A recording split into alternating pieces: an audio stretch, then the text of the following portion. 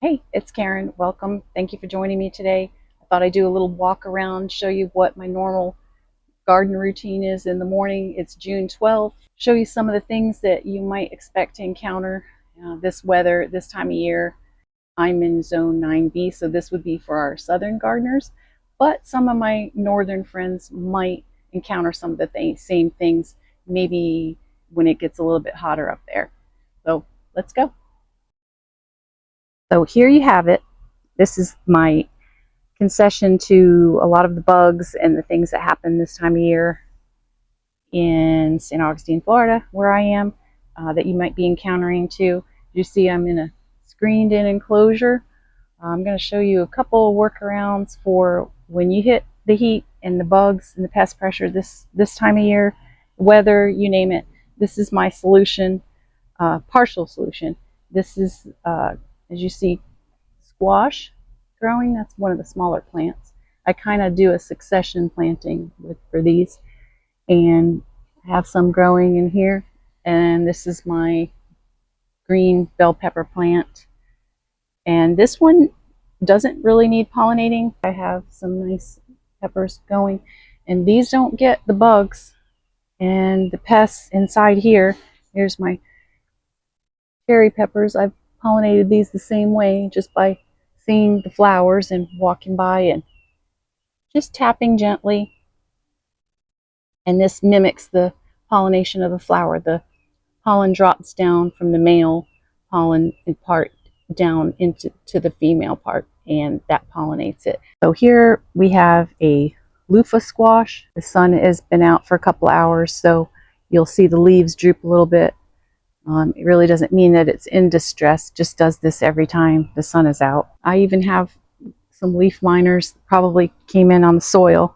Even in this enclosed area, you're still going to have a little bit of something. So I just want to make sure my gardening friends have a realistic expectation of gardening, especially when you're past May. You're going to have lots of challenges. And no matter how long you've been doing this, you're going to have the same challenges as everybody else. And you see I'm picking off, this is my enclosed little greenhouse my nice hubby made for me. And this is kind of my insurance policy for just having tomatoes and some kind of cucumbers and kale. And this is tatsoi. This is a mustard. Some Roma tomatoes in here and some beefsteak. These are a hybrid variety. They just don't require pollination from an insect. There are varieties that you can get online that you can grow inside that do not require pollinators, and this is what I do for these plants. This is a pickling variety of cucumber here, and this is like a little canopy. I have a string coming all the way across here, and then I tied the strings to the back. And as it grew, I just kind of wove the cucumber through the strings. So I don't know if you can see this. It makes it, see, it's like a little canopy. I find that I have to really use my imagination to get vegetables this time of year because it's very challenging. So I just didn't want you to get discouraged if you're a first-time gardener or you're a beginner. This was a Cherokee tomato plant. I did have to cut it back because it was going crazy, but at this point, my sacrificial plant, because it's really gotten inundated with some pests. So I harvested quite a bit off of this, and I just kind of let it go. And I figure if they're after this one, then they'll probably leave some of my other ones alone. This is an Everglades tomato. You can see it has a tiny little leaf on it, and I'm trying to see if it has, yeah, there's one. Really small little tomatoes, but they pack a punch of flavor that is super delicious. It's about how big they get. They're even smaller than cherry tomatoes, but they're basically wild in Florida. They'll grow in just about any condition. I really don't do much to this, just make sure it's watered. And you can get seeds for Everglade tomatoes online. I get a lot of my seeds off Etsy. This is my lime tree. It has about 16 limes on it. I want to show you what the leaves look like because I found critters on there. Caterpillars that love citrus, so I had to come out and spray it yesterday with BT. So this is what part of the fun is, though, coming out here and seeing blackberries that are ready to be picked. This is the time that the blackberries are come out. The blueberries are all done for the year. There's still some red on that, so this one's not quite ready to pick. And neither is this one because it has some red on there still. I try to wait till they're all black because then they're sweet. I trim these back in the spring. I'll be doing a video about that when I do trim them next time. It's a little bit of a process, but it's definitely worth it. And you do have things in Florida that you can plant and harvest at different times of the year, berries and fruit, and those can sustain you when you may not necessarily get a lot of vegetables. You learn what the right varieties and the time of year is for each thing that you plant. These are my blueberries. Those are pretty much finished. These are the sweet potatoes that we planted split 2 months ago. They love the heat and the rain this time of year. I've had a few funguses and I've had to spray the hydrogen and water mixture on them. I had the shade cloth that I took off for a couple of days, give them direct sunlight since it's kind of been cloudy and raining. But it's a 30% shade cloth. You can see I built a little bit of a frame, actually my husband did, on top of an existing plant bed that actually I had purchased those. He put the frame on this so that I could just drape some shade cloth over, because this time of year it can be really brutal with the heat. But you see my green beans are pretty much petered out. They're looking kind of sad, but that's about the time of year they start giving up. I let them stay planted for a while because sometimes they'll come back when it starts getting a little cooler. Some fungus right there, so I do have to spray periodically, especially this time of year, if I'm going to keep them. I did have some blossom end rot because they were getting inconsistent watering, and I did put bone meal around each base of the plant. I did that to all the Roma tomatoes. Try to give them some extra calcium, as that can be another reason you get blossom end rot. You see I have a lot of flowers planted in there, and I was going to show you this. This is garlic. These are garlic chives. I started with one little tiny plant. You can plant them by seed. They're super easy. And then once they start to grow, you can split them up and divide them and put them in the different. And this has helped with bugs tremendously. I have not had a lot of pest pressure on these Romas because I feel like the companion planting has helped a lot. These are nasturtiums over here, marigolds. I planted all those from seed. I do have a little bee house there. Those little parasitic bees, they live in there.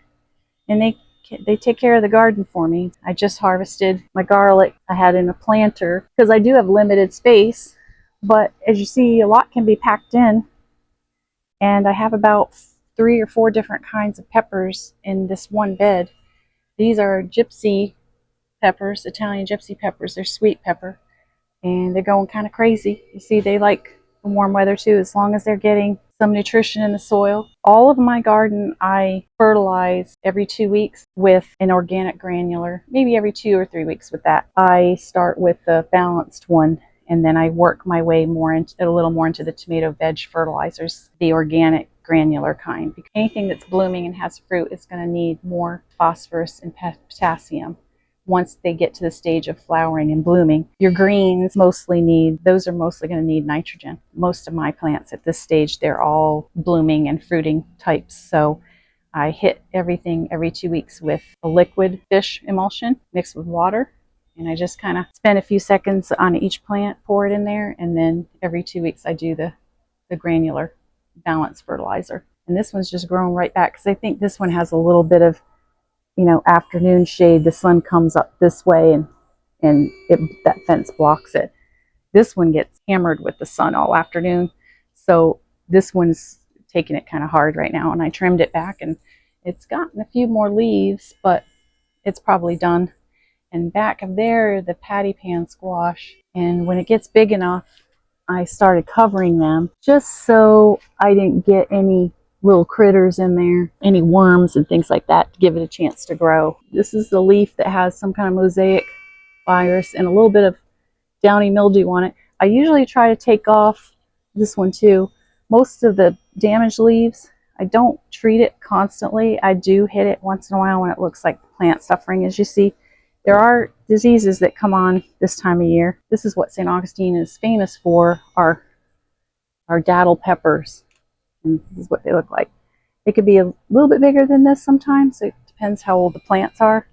But we can make our datil pepper sauce that's absolutely awesome. Here I have just one group of these gypsy sweet peppers, that two groups. You'll see eventually it'll change color and they get sweeter, but that's when the bugs also seem to start to go after them. So I just kind of hedged my bets a little bit and covered those, but you don't have to. So you see, I have problems.